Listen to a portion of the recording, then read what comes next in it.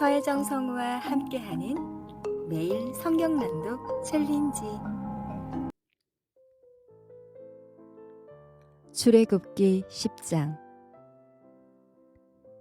여덟째 재앙, 메뚜기 소동. 주님께서 모세에게 말씀하셨다. 너는 바로에게 가거라. 그와 그 신하들이 고집을 부리게 한 것은 나다. 이것은 내가 그들이 보는 앞에서 나의 온갖 이적을 보여주려고 그렇게 한 것이다. 그뿐만 아니라 내가 이집트 사람들을 어떻게 벌하였는지를, 그리고 내가 그들에게 어떤 이적을 보여주었는지를 내가 너의 자손에게도 알리게 하려고, 또 내가 주님임을 너희에게 가르치려고 그렇게 한 것이다. 모세와 아론이 바로에게 가서 말하였다. 히브리 사람의 주 하나님이 말씀하셨습니다. 내가 언제까지 내 앞에서 교만하게 굴려느냐? 나의 백성을 보내서 나를 예배하게 하여라. 내가 나의 백성을 보내기를 거절하면 나는 내일 너의 영토 안으로 메뚜기 떼가 들어가게 할 것이다. 그것들이 땅의 표면을 덮어서 땅이 보이지 않게 될 것이며 우박의 피해를 입지 않고 남아있는 것들을 먹어치우되 들에서 자라는 나무들까지 모두 먹어치울 것이다. 너의 궁궐과 너의 모든 신하의 집과 이집트의 모든 사람의 집이 메뚜기로 가득 찰 것이다. 이것은 너의 아버지와 너의 조상이 이 땅 위에 살기 시작할 때부터 오늘까지 너희가 전혀 못 본 일이다. 그리고 나서 모세는 발길을 돌려 바로에게서 나왔다. 바로의 신하들이 바로에게 말하였다. 언제까지 이 사람이 우리를 망하게 하는 함정이 되어야 합니까? 이 사람들을 내보내서 그들의 주 하나님을 예배하게 하심이 좋을 듯합니다. 임금님께서는 아직도 이집트가 망한 것을 모르고 계십니까? 모세와 아론이 다시 바로에게 불려갔다. 바로가 그들에게 말하였다. 너희는 가서 주 너희의 하나님께 예배하여라. 그런데 갈 사람은 누구냐? 모세가 대답하였다. 우리 모두가 주님의 절기를 지켜야 하므로 어린아이와 노인들을 비롯하여 우리의 아들과 딸을 다 데리고 가야 하며 우리의 양과 소도 몰고 가야 합니다. 바로가 그들에게 호통쳤다. 그래, 어디 다 데리고 가봐라. 너희와 함께 있는 너희의 주가 나를 감동시켜서 너희와 너희 아이들을 함께 보내게 할 것 같으냐? 어림도 없다. 너희가 지금 속으로 악한 음모를 꾸미고 있음이 분명하다. 그렇게는 안 된다.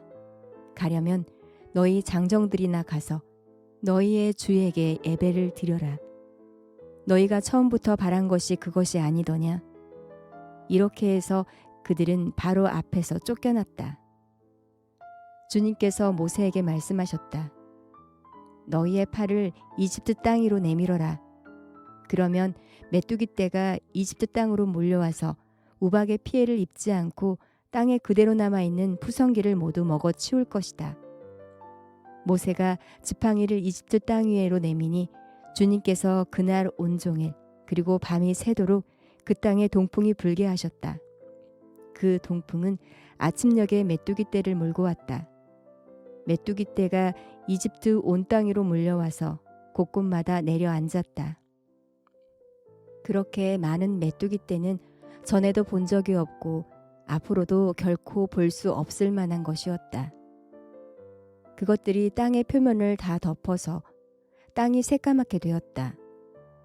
그것들이 우박의 피해를 입지 않고 남아있는 나무의 열매와 땅의 푸성기를 모두 먹어치워서 이집트 온 땅에 있는 들의 나무와 푸른 푸성기는 하나도 남지 않았다. 그러므로 바로가 모세와 아론을 급히 불러들여서 말하였다. 내가 너희와 주 너희의 하나님께 죄를 지었다. 부디 이번만은 나의 죄를 용서하고 주 너희의 하나님께 기도하여 엄청난 재앙이 나에게서 떠나게 하여라.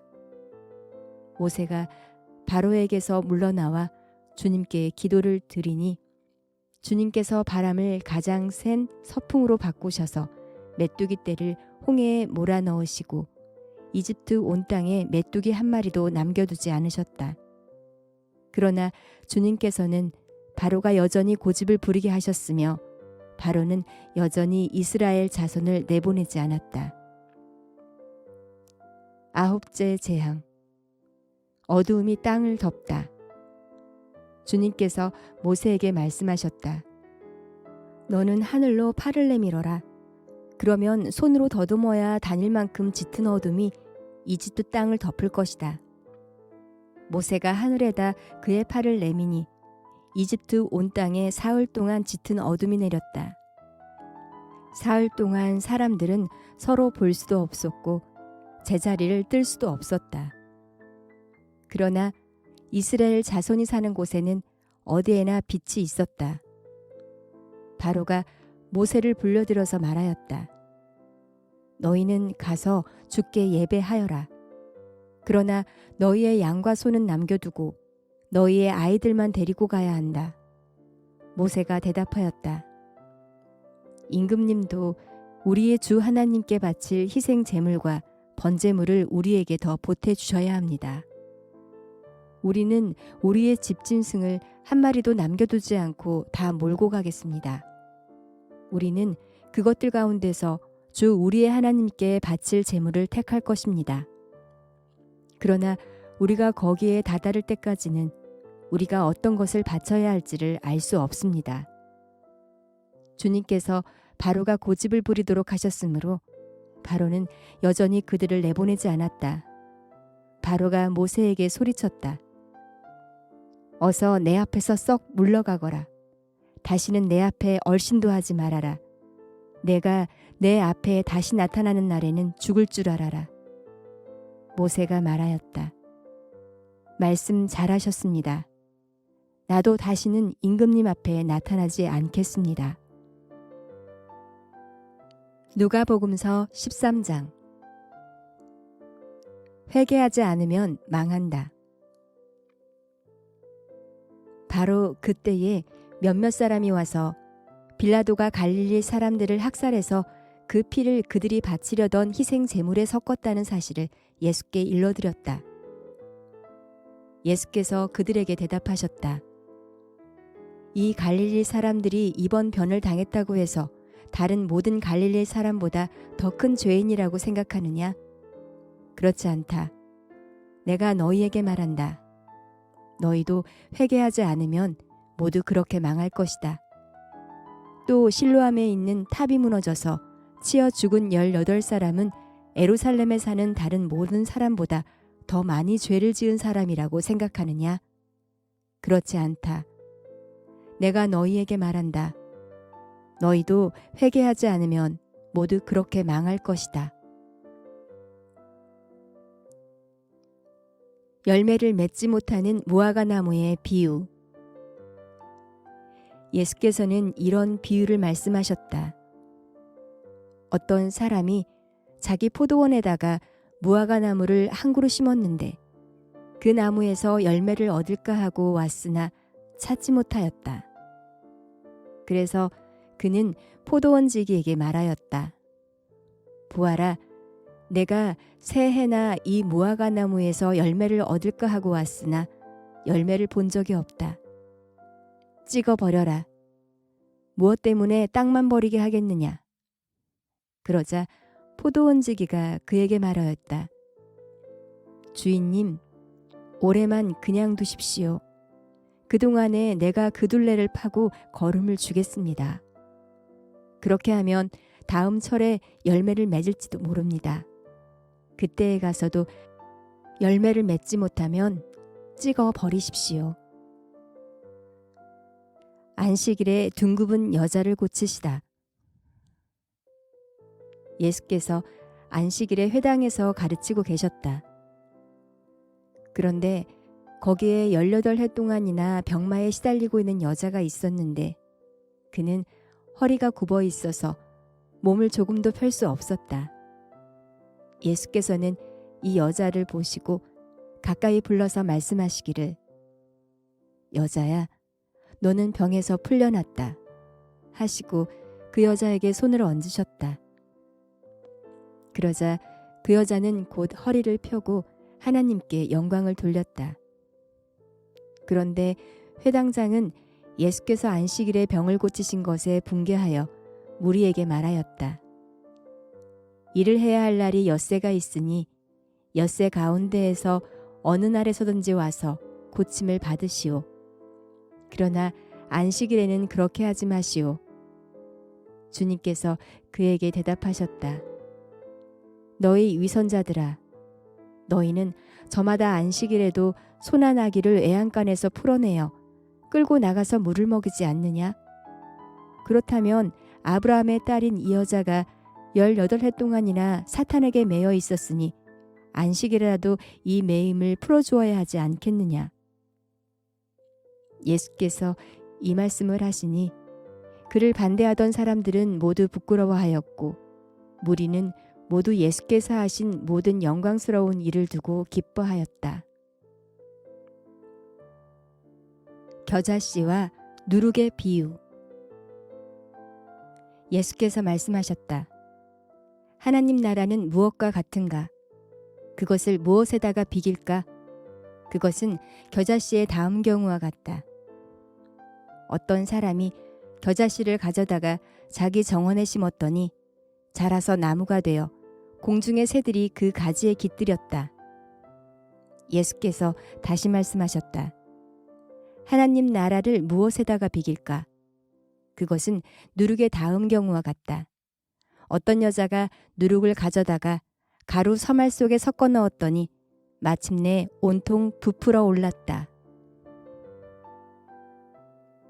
좁은 문으로 들어가기를 힘써라. 예수께서 여러 성읍과 마을에 들르셔서 가르치시면서 에루살렘으로 여행하셨다. 그런데 어떤 사람이 예수께 물었다. 주님, 구원받을 사람은 적습니까? 예수께서 그들에게 대답하셨다. 너희는 좁은 문으로 들어가기를 힘써라. 내가 너희에게 말한다. 들어가려고 해도 들어가지 못하는 사람이 많을 것이다. 집주인이 일어나서 문을 닫아버리면 너희가 밖에 서서 문을 두드리면서 주인님, 문을 열어주십시오 하고 졸라도 주인은 너희가 어디에서 왔는지 나는 모른다고 대답할 것이다. 그때에 너희가 말하기를 우리는 주인님 앞에서 먹고 마셨으며 주인님은 우리를 길거리에서 가르치셨습니다. 할 터이다. 주인이 너희에게 말하기를 나는 너희가 어디에서 왔는지 모른다. 부르를 일삼는 자들아 모두 내게서 물러가거라 할 것이다. 아브라함과 이삭과 야곱과 모든 예언자는 하나님 나라 안에 있는데 너희는 바깥으로 쫓겨난 것을 너희가 보게 될 때에 거기서 슬피 울면서 이를 갈 것이다.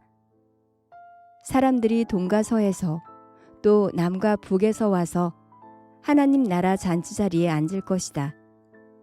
보아라, 꼴찌가 첫째가 될 사람이 있고 첫째가 꼴찌가 될 사람이 있다. 에루살렘을 보고 한탄하시다. 바로 그때에 몇몇 바리새파 사람들이 다가와서 예수께 말하였다. 여기에서 떠나가십시오. 헤롯 왕이 당신을 죽이고자 합니다. 예수께서 그들에게 말씀하셨다. 가서 그 여우에게 전하기를 보아라, 오늘과 내일은 내가 귀신을 내쫓고 병을 고칠 것이요 사흘째 되는 날에는 내 일을 끝낸다 하여라. 그러나 오늘도 내일도 그 다음 날도 나는 내 길을 가야 하겠다. 예언자가 예루살렘이 아닌 다른 곳에서는 죽을 수 없기 때문이다. 예루살렘아, 예루살렘아, 예언자들을 죽이고 내게 파송된 사람들을 돌로 치는구나. 암탉이 제 새끼를 날개 아래 품듯이 내가 몇 번이나 내 자녀를 모아 품으려 하였더냐. 그러나 너희는 그것을 원하지 않았다. 보아라, 너희의 집은 버림을 받을 것이다. 내가 너희에게 말한다. 너희가 말하기를 주님의 이름으로 오시는 분은 복되시다 할 그때가 오기까지 너희는 나를 다시는 보지 못할 것이다. 욥기 28장. 지혜를 찬양하다. 은을 캐는 광산이 있고 금을 정련하는 재련소도 있다. 철은 흙에서 캐어내며 구리는 광석을 녹여서 얻는다. 광부들은 땅속을 깊이 파고서 들어가서 땅속이 아무리 캄캄해도 그 캄캄한 구석구석에서 광석을 캐어낸다. 사람이 사는 곳에서 멀리 떨어진 곳, 사람의 발이 가닿지 않는 곳에 사람들은 갱도를 판다. 줄을 타고 매달려서 외롭게 일을 한다. 땅 위에서는 먹거리가 자라지만 땅속은 같은 땅인데도 용암으로 들끓고 있다. 바위에는 사파이어가 있고 돌가루에는 금이 섞여 있다. 솔개도 거기에 이르는 길을 알지 못하고 매의 날카로운 눈도 그 길을 찾지 못한다. 겁없는 맹수도 거기에 발을 들여놓는 일이 없고 무서운 사자도 그곳을 밟아본 적이 없다. 사람은 굳은 바위를 깨고 산을 그 밑 뿌리까지 파들어 간다. 바위에 굴을 뚫어서 각종 진귀한 보물을 찾아낸다. 강의 근원을 찾아내고 땅에 감추어진 온갖 보화를 들추어낸다. 그러나 지혜는 어디에서 얻으며 슬기가 있는 곳은 어디인가? 지혜는 사람에게서 발견되는 것이 아니다. 사람은 어느 누구도 지혜의 참 가치를 알지 못한다. 깊은 바다도 나는 지혜를 감추어 놓지 않았다 하고 말한다. 넓은 바다도 나는 지혜를 감추어 놓지 않았다 하고 말한다. 지혜는 금을 주고 살 수도 없고 은으로도 그 값을 치를 수 없다. 지혜는 오빌의 금이나 값진 루비나 사파이어로도 그 값을 치를 수 없다. 지혜는 금보다 값진 것, 금잔이나 값진 유리잔보다 더 값진 것이다. 지혜의 값은 산호보다 수종보다 비싸다. 지혜를 얻는 것은 진주를 가진 것보다 값지다. 에티오피아의 토파츠로도 지혜와 비교할 수 없고 정금으로도 지혜의 값을 치를 수 없다. 그렇다면 지혜는 어디에서 오며 슬기가 있는 곳은 어디인가?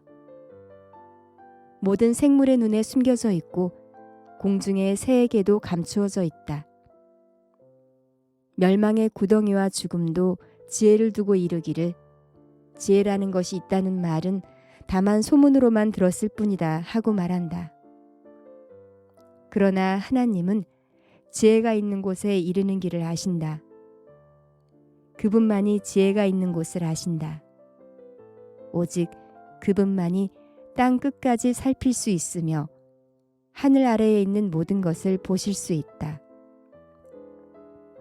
그분께서 저울로 바람의 강약을 달아보시던 그때에, 물의 분량을 달아보시던 그때에, 비가 내리는 규칙을 세우시던 그때에, 천둥 번개가 치는 길을 정하시던 그때에, 바로 그때에 그분께서 지혜를 보시고 지혜를 칭찬하시고 지혜를 튼튼하게 세우시고 지혜를 시험해 보셨다.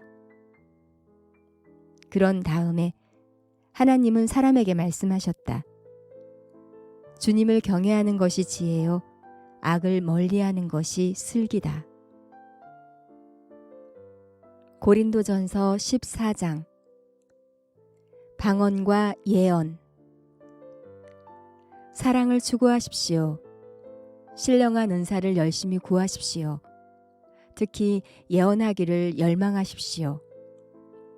방언으로 말하는 사람은 사람에게 말하는 것이 아니라 하나님께 말하는 것입니다. 아무도 그것을 알아듣지 못합니다. 그는 성령으로 비밀을 말하는 것입니다.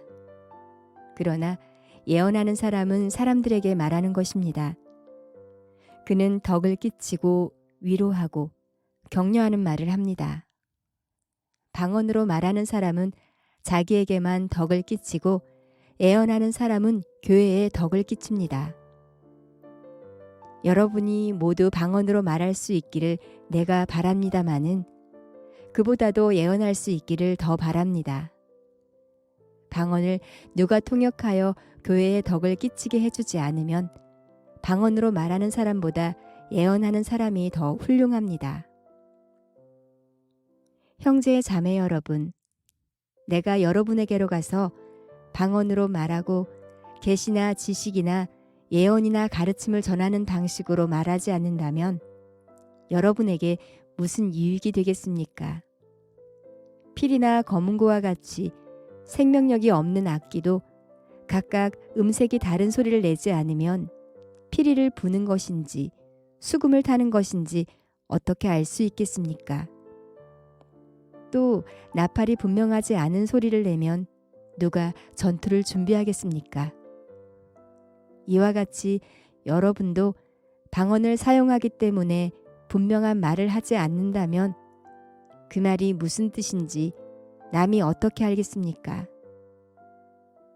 결국 여러분은 허공에다 대고 말하는 셈이 될 것입니다. 이 세상에는 수많은 종류의 말이 있습니다. 그러나 뜻이 없는 말은 하나도 없습니다. 내가 그 말의 뜻을 알지 못하면 나는 그 말을 하는 사람에게 딴 세상 사람이 되고 그도 나에게 딴 세상 사람이 될 것입니다. 이와 같이 여러분도 성령의 은사를 간구하는 사람들이니 교회에 덕을 끼치도록 그 은사를 더욱 넘치게 받기를 힘쓰십시오. 그러므로 방언으로 말하는 사람은 그것을 통역할 수 있기를 기도하십시오. 내가 방언으로 기도하면 내 영은 기도하지만 내 마음은 아무런 열매를 얻지 못합니다. 그렇다면 어떻게 해야 하겠습니까? 나는 영으로 기도하고 또 깨친 마음으로도 기도하겠습니다. 나는 영으로 찬미하고 또 깨친 마음으로도 찬미하겠습니다. 그렇지 않고 그대가 영으로만 감사를 드리면 간 믿기 시작한 사람은 그것이 무슨 뜻인지를 알아듣지 못하므로 어떻게 그 감사 기도에 아멘하고 말할 수 있겠습니까? 그대가 훌륭하게 감사 기도를 드린다고 해도 다른 사람에게는 덕이 되지 않습니다. 나는 여러분 가운데 누구보다도 더 많이 방언을 말할 수 있음을 하나님께 감사합니다. 그러나 나는 방언으로 만마디 말을 하기보다도 다른 사람을 가르치기 위하여 나의 깨친 마음으로 교회에서 5마디 말을 하기를 원합니다. 형제 자매 여러분, 생각하는 데는 아이가 되지 마십시오. 악에는 아이가 되고 생각하는 데는 어른이 되십시오. 율법에 이렇게 기록되어 있습니다.